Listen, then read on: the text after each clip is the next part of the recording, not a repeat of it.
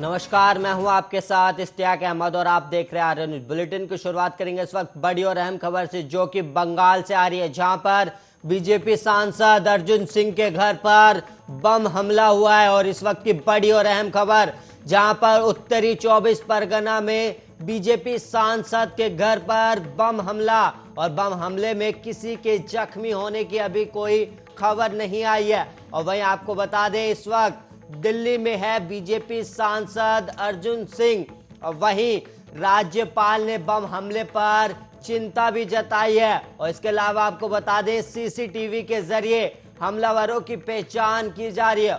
और वहीं बीजेपी सांसद अर्जुन सिंह के घर पर करीब 3 देसी बम फेंके गए। इस वक्त की बड़ी और अहम खबर, जो कि बंगाल से आ रही है, जहां पर बीजेपी सांसद के घर पर बम हमला हुआ है। और इस आपको बता दें, तीन देसी बम से हमला किया गया। और वहीं सीसीटीवी के जरिए हमलावरों की पहचान की जा रही है। और सांसद अर्जुन सिंह फिलहाल अभी दिल्ली में है। और वहीं इस हमले में किसी के जख्मी होने की कोई खबर सामने नहीं आई।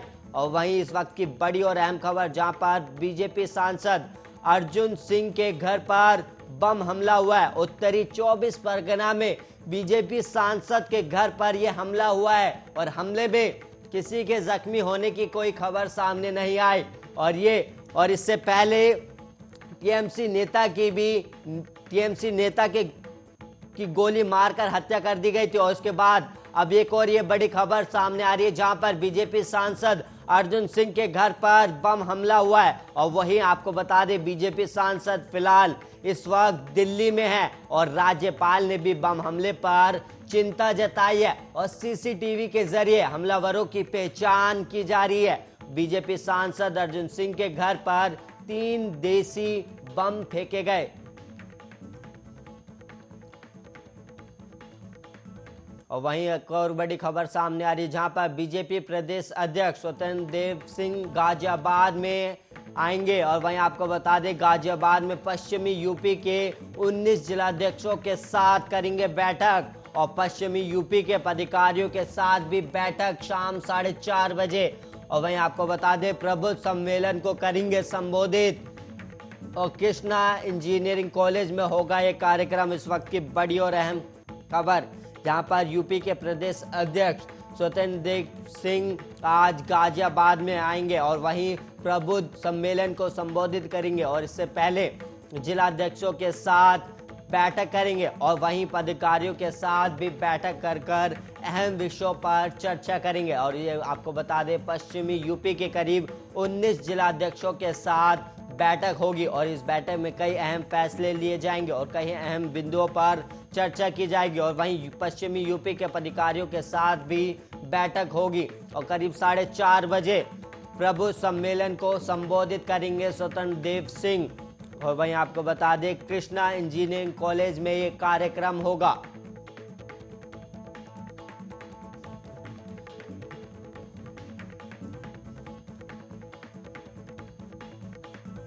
और वहीं फर्रुखाबाद से इस वक्त बड़ी खबर सामने आ रही है, जहां पर जिले में तेजी से फैल रहा है बुखार, और कई गांव बुखार की चपेट में आए। और बिडेल गांव में बुखार से 1 बच्चों की मौत, और अभी तक गांव में 4 बच्चों की हो चुकी है मौत। और वहीं आपको बता दें, डेंगू, मलेरिया, टाइफाइड के मिल रहे हैं लक्षण। जिले में करीब 40 से अधिक लोगों की मौत हो चुकी है। इस वक्त की बड़ी और अहम खबर, जहां पर यूपी में बुखार, डेंगू और वायरल बुखार का कहर देखने को मिल रहा है, और आए दिन मौतों का आंकड़ा बढ़ रहा है। एक तरफ कोरोना महामारी और दूसरी तरफ डेंगू, मलेरिया, टाइफाइड से लोगों की मौत हो रही है, जिसके बाद सरकार और आम लोगों की परेशानी बढ़ गई है। वहीं आपको बता दें, जिले में करीब 40 से अधिक लोगों की मौत हो चुकी है। और बिडेल गांव में बुखार से अब एक और बच्चे की मौत हुई है, जिसके बाद गांव में डर का माहौल बना हुआ है, और जिले में तेजी से फैल रहा है बुखार।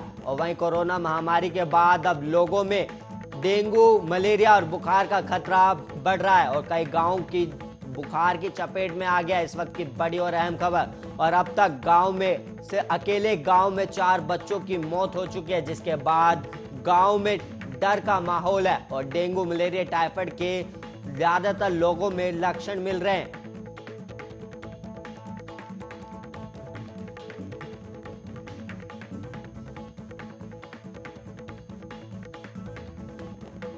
और वहीं कोरोना मामलों में लगातार उतार चढ़ाव देखने को मिल रहा है। नए कोरोना मामले एक दिन गिरने के बाद अगले दिन फिर बढ़ गए और आज सुबह बुधवार स्वास्थ्य मंत्रालय द्वारा जारी ताजा आंकड़े जारी किए गए। और वहीं मंत्रालय के अनुसार पिछले 24 घंटे में 37,875 नए कोरोना केस सामने आए और इससे एक दिन पहले 31,222 केस सामने आए थे।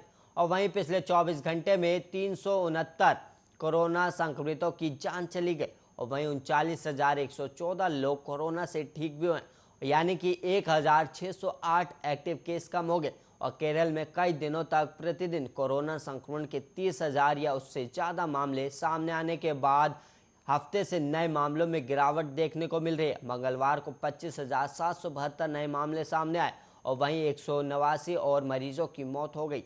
और राज्य में अब तक संक्रमण के कुल 42,53,298 मामले सामने आ चुके हैं और मृतकों की संख्या 21,820 पर पहुंच गई है।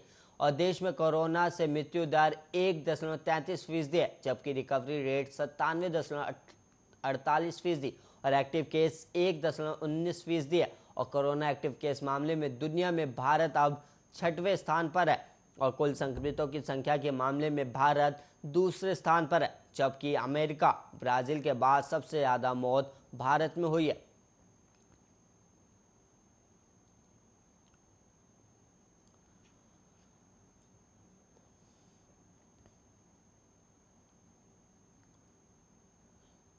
देश में कोरोना की तीसरी लहर की आशंका तो काफी पहले से जताई जा रही थी, लेकिन अब महाराष्ट्र से जो खबरें आ रही हैं वो सबकी चिंता बढ़ा रही हैं। महाराष्ट्र में अचानक बड़े केस के बाद सरकार दावा कर रही है कि राज्य में तीसरी लहर ने दस्तक दे दिया। और मुंबई की मेयर किशोरी का कहना है कि कोरोना की लहर आनी नहीं है बल्कि आ गई है। और पिछले कुछ दिनों के मुंबई के आंकड़े देखे तो जहां मुंबई में 30 अगस्त को एक दिन में 334 नए केस आए थे, वहीं 2 मरीजों की मौत हुई थी। अब 31 अगस्त को भी यह आंकड़ा 323 था और एक शख्स की मौत हुई थी। और वहीं सितंबर से केस 400 के ऊपर गए और पहले ही सितंबर को 416 नए केस आए और वहीं 4 लोगों की मौत हो गई। और वहीं बात करें 2 सितंबर की तो 2 सितंबर को 441 नए केस सामने आए थे और 3 लोगों की कोरोना के चलते मौत हो गई थी। और वहीं 3 सितंबर को भी 442 नए केस सामने आए और 3 लोगों की कोरोना के मौत हुई। और वहीं लगातार बढ़ते केस के बावजूद लोग मानने को तैयार नहीं है और शहर के अलग अलग बाजारों में लोगों की भीड़ देखकर लगता ही नहीं कि मुंबई में लोगों में कोरोना का कोई खौफ है। और अचानक से बढ़ते कोरोना केस को लेकर सरकार और प्रशासन अलर्ट हो गया है और वहीं एहतियातन कदम उठाने भी शुरू कर दी। नागपुर में रेस्टोरेंट शाम 8 बजे और दुकानें शाम 4 बजे तक बंद करने का आदेश जारी कर दिया गया। और मुंबई और पुणे में भी लोग जिस तरह से लापरवाहियां कर रहे हैं, यहां भी जल्द ही पाबंदियां लगाई जा सकती हैं।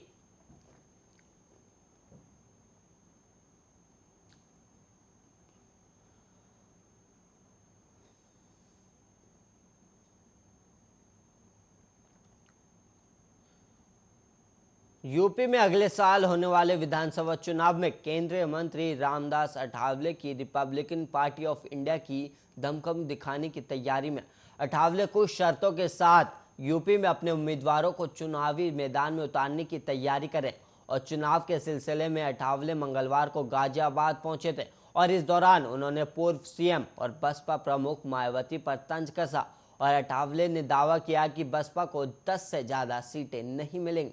और वहीं उन्होंने आगे कहा कि मायावती 5 से 10 से ज़्यादा सीट नहीं जीत सकती और मायावती सत्ता में आने की कोशिश कर रही, लेकिन 2007 के वो दिन चले गए जब उन्हें 206 सीटें मिली थी। और रामदास अठावले ने कहा कि उनकी पार्टी यूपी में 26 तारीख से बहुजन कल्याण यात्रा निकालेगी और ये यात्रा यूपी के 75 जिलों में यात्रा निकलेगी और जिसकी शुरुआत सहारनपुर से होगी। और केंद्रीय मंत्री रामदास अठावले अभी 25 सीटों पर अपनी पार्टी के उम्मीदवारों को उतारने की मांग कर रहे हैं। और वहीं अठावले ने मुलायम सिंह यादव की तारीफ की और साथ ही उन्होंने अखिलेश यादव को दो टूक कहा कि उनका नेतृत्व कमजोर है और उन्होंने अखिलेश यादव को कमजोर नेता बताया है।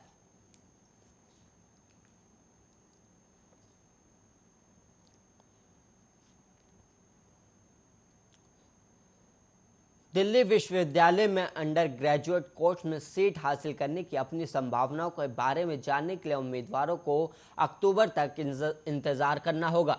दरअसल डीयू के एडमिशन कमेटी के अध्यक्ष ने मंगलवार को पुष्टि की है कि डीयू अंडर ग्रेजुएट कोर्सेज के लिए एक पहली कट ऑफ लिस्ट 1 अक्टूबर को जारी करेगा और वहीं रजिस्ट्रेशन फॉर्म में अब और करेक्शन की अनुमति नहीं दी जाएगी। और इस संबंध में कमेटी के अध्यक्ष राजीव गुप्ता ने कहा कि 1 अक्टूबर को पहली कट ऑफ डेट के रूप में चुना गया क्योंकि हम उन सभी छात्रों को समायोजित करना चाहते हैं जो हायर सेकेंडरी लेवल पर कंपार्टमेंट परीक्षा और इम्प्रूवमेंट परीक्षा के लिए उपस्थित हो रहे हैं, क्योंकि सीबीएसई फिजिकल मोड में एग्जाम आयोजित कर रहा है और इसलिए हम उन छात्रों को भी मौका देना चाहते हैं। और वहीं सीबीएसई कंपार्टमेंट और इम्प्रूवमेंट परीक्षाएं 16 सितंबर को खत्म हो जाएंगी और वहीं डीयू को उम्मीद है कि इन एग्जाम के परिणाम 1 अक्टूबर तक घोषित कर दिए जाएंगे। और वहीं बोर्ड ने उन छात्रों को फिजिकल परीक्षा में बैठने की अनुमति दी है जो ऑनलाइन परीक्षा परिणाम से खुश नहीं है। और वहीं पोर्टल को फिर से खोलने पर गुप्ता ने कहा कि ज़्यादातर यूजी कैंडिडेट्स ने अपने पेरेंट्स के सुपरविजन में फॉर्म भरे, तो इस वजह से करेक्शन जैसी कोई समस्या नहीं है।